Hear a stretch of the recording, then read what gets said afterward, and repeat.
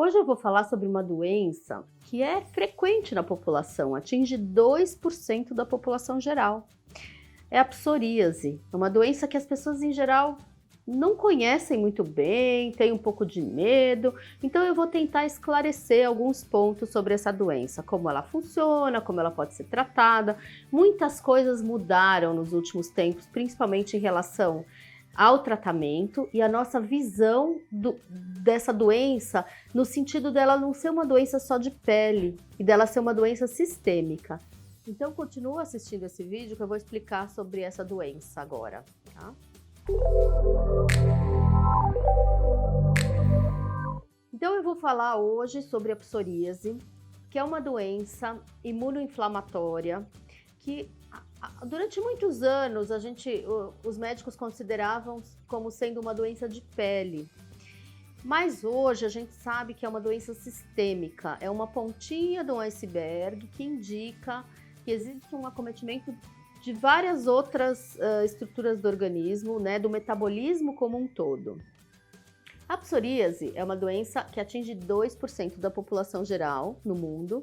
Ela pode aparecer em várias idades, desde a juventude até idades em torno de 50 anos, tanto nos homens, quanto nas mulheres, quanto nas crianças. E ela tem uma variedade de apresentações clínicas muito grande.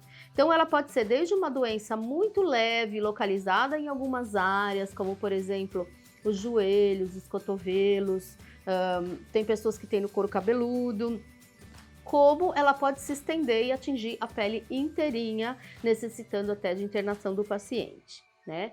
E além disso, é uma doença que é geneticamente determinada, mas ela também sofre influência de alguns fatores do ambiente, como por exemplo, bebidas alcoólicas, alguns medicamentos, como o lítio, por exemplo, que é uma medicação que pode desencadear a psoríase. Ela pode sofrer influência de estados emocionais, como períodos mais estressantes para a pessoa. Então, ela é considerada multifatorial. Então, é uma doença genética que tem influência de situações do ambiente, né? E ela pode variar muito na sua apresentação. E aí, a grande novidade é que, primeiro, se descobriu que a psoríase não é só na pele, então ela pode atingir as articulações e muitas vezes causar danos irreversíveis, então é muito importante que esse diagnóstico seja feito quando a pessoa tem dor articular. É um diagnóstico que não é fácil, precisa de um profissional experiente para conseguir determinar que aquilo é uma artrite psoriásica.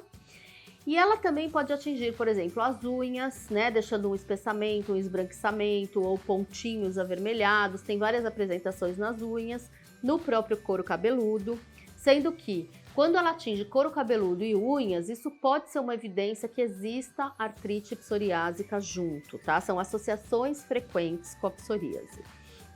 Hoje em dia, a psoríase tem novas modalidades de tratamento. A gente costumava tratar ou com luz ultravioleta, que poderia ser ultravioleta A ou ultravioleta B, ou com medicamento de uso local, cremes, géis de uso tópico na pele, ou com medicamentos orais. E hoje em dia o que se tem de novidade é em relação a esses medicamentos sistêmicos, que podem ser de uso oral, de uso endovenoso ou de aplicações intradérmicas por picadas, né, que são os medicamentos chamados de biológicos. Esses medicamentos biológicos, que são relativamente novos, né, são mais recentes, eles trazem uma taxa de controle da psoríase muito maior do que os medicamentos que anteriormente eram utilizados.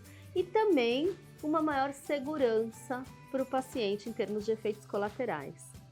E quem tiver esse problema, se tiver incomodado, se for alguma coisa que está trazendo uma diminuição de qualidade de vida, pode vir conversar. Cada paciente é um, a gente vai orientar direitinho em função de cada caso.